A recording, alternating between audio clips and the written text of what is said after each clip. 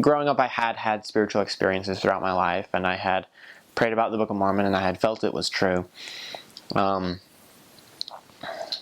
by the time I had got onto my mission, there had been I guess I could say a lot of doubts that had crept in, that had come in. My older brother has gone quite inactive in the church, and has actually become embroiled even in some anti-Mormon and some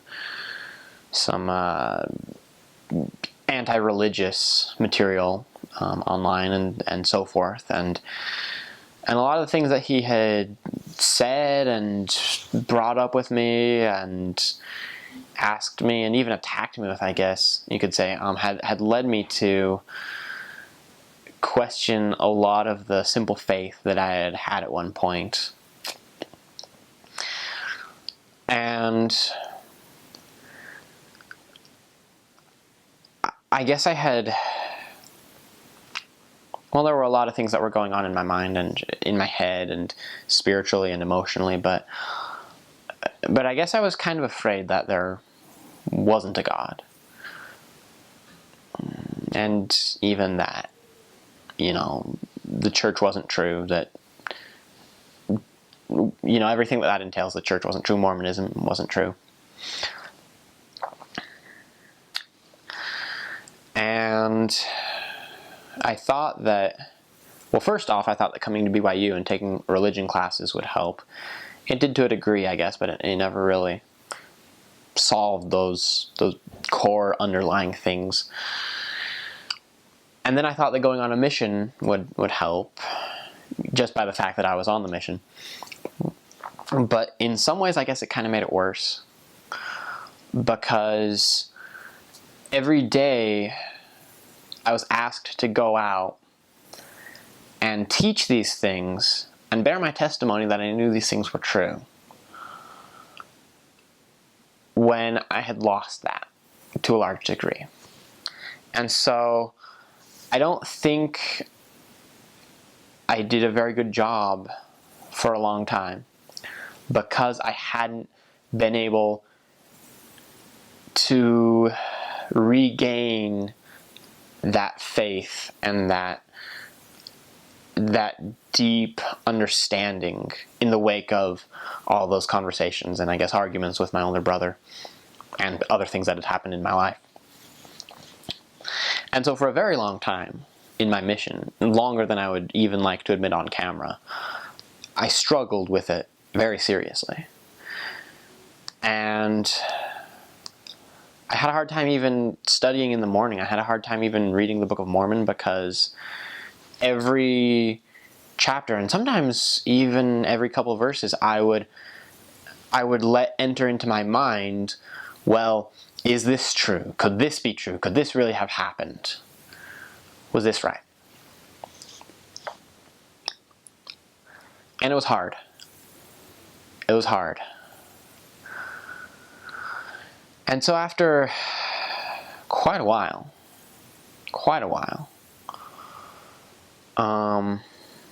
far too long and far too much wasted time on my mission, there came a point where a couple of things happened. I think what really tipped it over the edge, though, was that we had gone in and tried to teach a family. We had knocked on their door, and they had let us come in, and they had asked us to sit down with their son, who didn't believe in God. And in Peru, that was very uncommon. I'm sure that in a lot of other cultures or a lot of other environments, it would not have been uncommon to run into someone who didn't believe in God, especially of the younger generation. But this was many months into my mission, and it was the first time that I had ever taught someone like that. And it was hard to try to tell them to believe in God, because I wasn't sure. I flat out, I wasn't sure. From the bottom of my heart, I didn't know. And that bothered me a lot.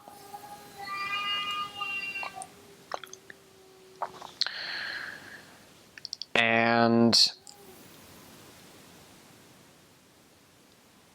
it bothered me.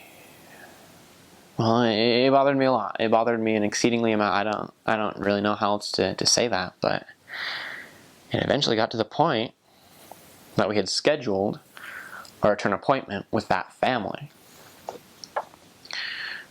And that morning, I had to know.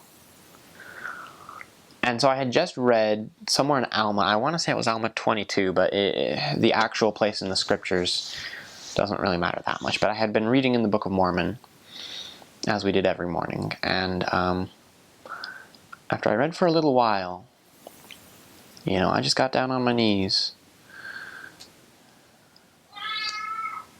There was another thing I wanna add to that, was that I had had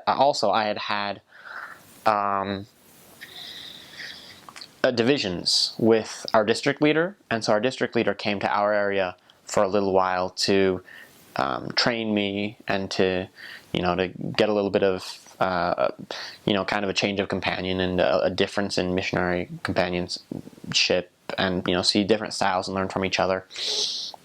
And we'd been going over the Preach My Gospel section on the Book of Mormon, where it invites you that if you haven't recently taken the opportunity to pray about the Book of Mormon, to do so again, because doing so will strengthen your testimony and will give you the faith that God will answer everyone's prayers who decides to pray about it honestly. And I had read that in Preach My Gospel, but like I said, I was scared that God wasn't there, and so I hadn't done that for a long time.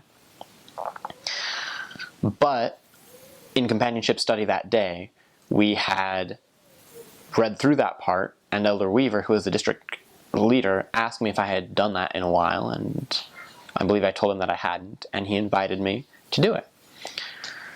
Which seems like a simple enough thing, but it struck home with me, and then that combined, I think, with the teaching of that kid who didn't believe in God. I think those two things were really the two biggest things that combined to get me so that I wanted to know. I had to know at that point. And also the fact that I'd been on my mission for so long without knowing, and it had been such a struggle for me for so long. And various other things, personal things, and throughout my time in my mission, I had been softening of my heart in a lot of other aspects. But so these things all came together, and that morning, in that tiny little bedroom that my companion and I shared, I remember I got down on my knees. And I prayed to God. I prayed to whatever God was there, whoever was there listening to me, or whoever wasn't. I think one of the things that influenced me for so long was that I doubted that if there was a God, that I would know it and I would be able to distinguish that from my own voice, mentally speaking and emotionally speaking. And also, I was uncertain if I thought that I received an answer, if that really was God, or if that was just my own voice speaking to myself in my head, saying, oh yes, there's a God, or oh no, there's no God here. So I remember quite clearly and distinctly that I prayed to whatever God was listening, to whatever God was or wasn't there.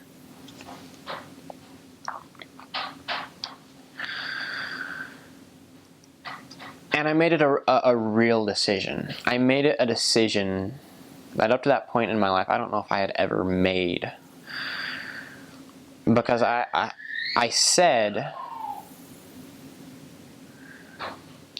that I would keep praying until I felt either what I knew to be an answer from God, that I knew it wasn't just myself speaking, or until I had convinced myself, until I had prayed for long enough that I knew no one was listening. And I also said to myself, and I think this was the key, was that whether there was a God or there wasn't, no matter what I felt, what I knew from that, whatever I knew from that experience, I would be true to it. And I remember this clearly, that I said, if there was a God and he was happy with what I was doing, that I would commit to be the best missionary that I could, to continue on, to commit to the truthfulness of that answer if God was real, and if he was the Mormon God. And I also said to myself, I have family, I have friends that are Mormon, but if I feel honestly that there's no God, if I feel that I put in my time and my effort to receiving a response, and I feel that there's nothing, then I have to leave this. And I said, I would probably spend the rest of my mission being a mediocre missionary, going through the motions, and then I would probably come home and I would probably have left the church. I probably would leave. I would probably go inactive. I would probably remove my name from the rolls of the church. My parents wouldn't have been happy about it, and my brother would have, and a lot of my friends would have changed, and I would have, I don't even know about BYU or what, but I would have done it.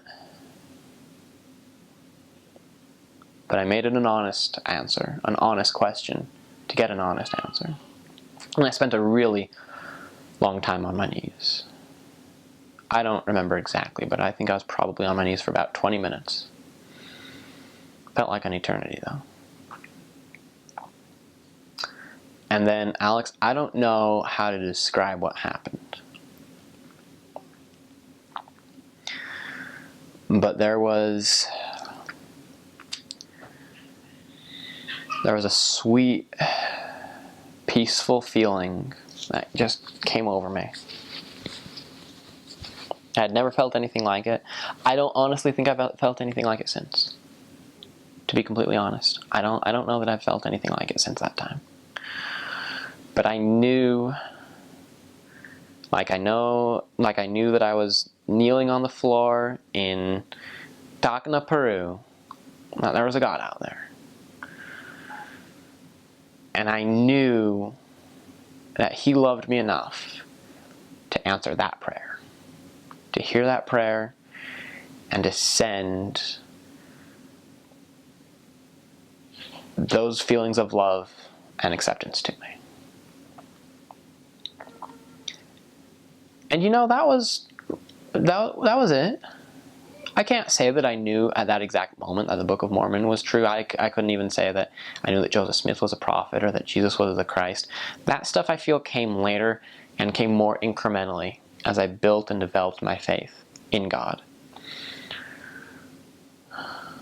And even so, I still had a long journey to arrive at some of that stuff. And even today, there are moments that I know that I could have a stronger and a deeper and a more certain testimony.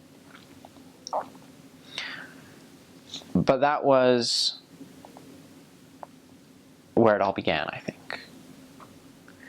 That was my moment where I knew, I knew and I know that God lives.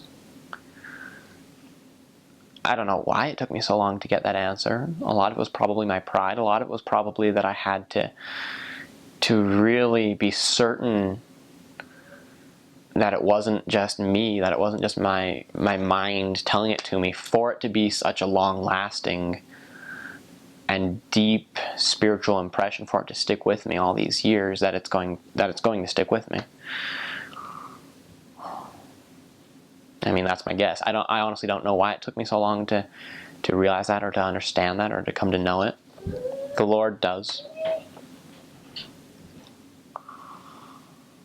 But I'll tell you, Alex, and I'll tell anyone else who's interested, God lives. And he loves us. He sent his son, Jesus Christ, to die for us. And he is very concerned and very interested in us and our well-being. And he is very happy when missionaries take the time to put him in first priority in their lives, to set down what they were doing and to go out and to serve him.